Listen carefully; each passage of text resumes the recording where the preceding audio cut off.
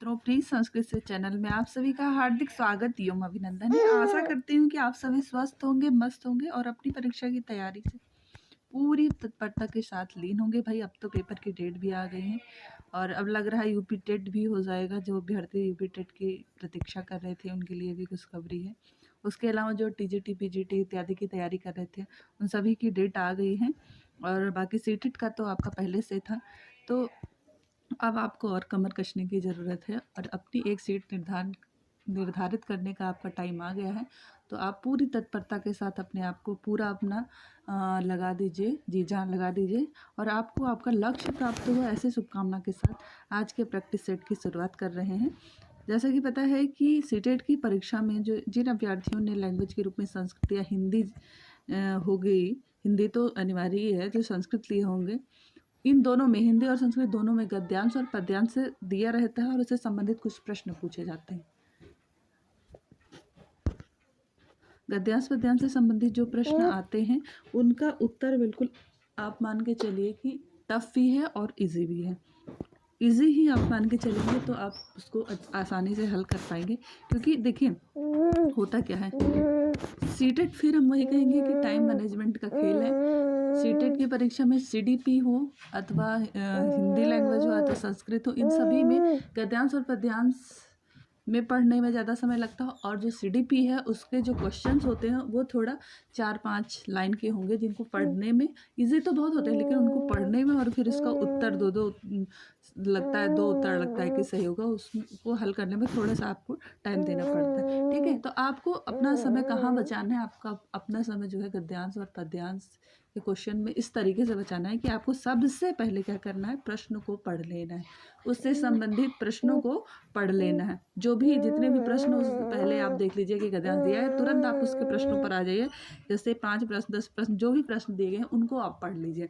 तत्पश्चात आप क्या करिए, आप देखिए कि जो व्याकरण के प्रश्न है आपको उसका उत्तर वहीं तुरंत मिल जाएगा, क्योंकि व्याकरण के प्रश्न वो शब्द आए रहेंगे पैराग्राफ में, लेकिन उसका प्रश्न आप वहीं, आपको व्याकरण पता होगा तभी हल कर पाएंगे। ठीक है, तो उसको वहीं हल कर दीजिए। अब जो आपका प्रश्न बच रहा है उसको आइए सीधे गद्यांश पर। होता क्या है, कभी कभी ये हो जाता है ना कि आपको 2 से 4 लाइन में ही सारा उत्तर मिल जाता है, लेकिन जब आप पहले उस चीज़ को पढ़ लिए रहते हैं तो आपका उतना समय चला गया रहता है 8 लाइन 10 लाइन पढ़ने में। अब ऐसे है कि 2 ही 3 लाइन में आप हल करते चले, सारा उत्तर हो गया, तो आप उसको क्यों पढ़ेंगे, फिर उसको छोड़िए आगे बढ़िए। तो इस तरीके से आप जो है मैनेज कर पाएंगे। तो चलिए हम लोग भी यहाँ पहले हम गद्यांश को नहीं पढ़ेंगे, सबसे पहले हम लोग क्या करेंगे, क्वेश्चंस को देखेंगे। अब देखिए पहला ही प्रश्न आपके व्याकरण से है, स्थूलः अस्य विपर्ययः किम। स्थूल का पर्याय क्या होता है। अब देखिए सबको पता है कि स्थूल का मतलब क्या होता है, मोटा ताजा, जो स्थिर हो, जो मोटा हो, मतलब हैवी हो, तो उसका पर्याय क्या होगा। स्थूल का पर्याय सबको पता है कृश होगा, है ना। स्थूल का पर्याय क्या होगा, कृश होगा। तो यहीं पर इसका ऑप्शन मिल गया। अब तुरंत आप 1 नंबर वाला टिक लगाइए और उसको गोला करिए, वहीं से आप निकल लीजिए, आपका वो प्रश्न यहीं पे खत्म हो गया। अब दूसरा देखिए, दूसरा क्या कह रहा है, आकुलिते ग्रामे अनयोः विशेषणम किम। क्या कह रहा है, आकुलिते ग्रामे अन्यो विशेषणम किम। अब बताइए इसका विशेषण, आकुलिते ग्रामे, इसमें विशेषण क्या है। आकुलिते है, ग्रामे है, अति सुखद या नगरी, बताइए क्या है विशेषण। ये भी प्रश्न आप गद्यांश पर जाएंगे तो वहाँ नहीं मिलेगा, आपको यही हल करना है इसको भी। तो देखिए इसका क्या उत्तर होगा आपका, इसका उत्तर आपका सही हो जाएगा क्या, 1 आकुलित ग्राम में। आकुलित देखो विशेषणता क्या बताई जा रही है, आकुलित, तो यहाँ पर आकुलित जो है वो आपका ऑप्शन सही हो जाएगा 1। अब देखिए 2 प्रश्न यही हल हो गए। तीसरे पर आते हैं हम लोग, देखिए तीसरा का, तीसरा भी देखिए किससे संबंधित है, व्याकरण से। कृशो अवदत्, कृंसो अवदत् पद्यस्य संधि विक्षेपम कुरुति। अब इसका संधि विच्छेद करना, अब ये बताइए आप पैराग्राफ पढ़ेंगे तो आपको संधि विच्छेद कर पाएंगे, आप वहाँ पे दिया होगा क्या, नहीं। तो इसको आपको यही ये भी हल करना होगा।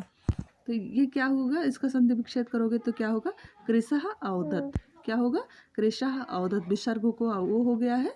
तो यहाँ पर आपका तीसरे का अभी पहला ऑप्शन सही हो जाएगा, तीसरे का पहला ऑप्शन सही हो जाएगा। अब तीनों प्रश्न पर आप गोला करते चलिए, जहाँ पे तीसरा लगाया वहाँ तुरंत गोला भर दीजिए, यहीं इसको निपटा दीजिए।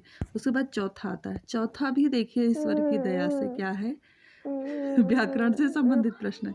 हालांकि वहाँ पर सारे व्याकरण के नहीं होंगे, इसमें भले सारे व्याकरण के, वहाँ पर आपको 4-5 क्वेश्चन शायद व्याकरण के हों और बाकी उससे होंगे रिलेटेड, है ना। वो एग्जामिनर के ऊपर डिपेंड करता है वो कैसा बना रहा है, ठीक है। दृष्टवा अत्र कहा प्रत्यय, दृष्टवा में कौन सा प्रत्यय है, क्या वा प्रत्यय है, स्टवा प्रत्यय है, कत्वा अथवा ध्वनि प्रत्यय है, बताइए दृष्टवा में कौन सा प्रत्यय है। अब ये भी आपको दृष्टवा शब्द तो पैराग्राफ में मिलेगा, लेकिन इसमें कौन सा प्रत्यय है आपको यही करना पड़ेगा। आप चाहे 10 बार पैराग्राफ कर लेंगे, पढ़ लेंगे, वहाँ से आपको उत्तर नहीं मिलने वाला है। देखिए इसके बाद हम व्याकरण के प्रश्नों को जो इम्पॉर्टेंट जो पूछे जाते हैं उनके प्रश्नों को रखेंगे, गद्यांश पद्यांश दे करके नहीं, ऐसे ही रखेंगे जहाँ मतलब जो इम्पॉर्टेंट है, जो प्रत्यय, जो धातु, जो उपसर्ग, जो संधियाँ ज़्यादा पूछी जाती हैं उन लोगों को रख देंगे और थोड़ी थोड़ी इसकी व्याख्या करते चलेंगे ताकि आपको हल करने भर का हो जाए, ठीक है।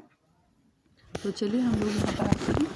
वहाँ पर आपका जो प्रत्यय पूछा गया था वो कौन सा प्रत्यय है, एक सेकंड स्क्रीन लॉक हो गई है।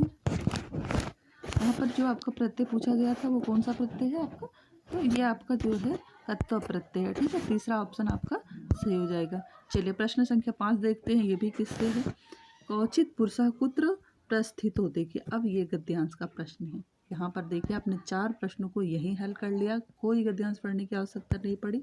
अब हम 5वें प्रश्न के लिए प्रश्न को ध्यान में रखिए कि कौचित पुरुषो कुत्र प्रस्थितो, कौन पुरुष कहाँ जा रहे थे,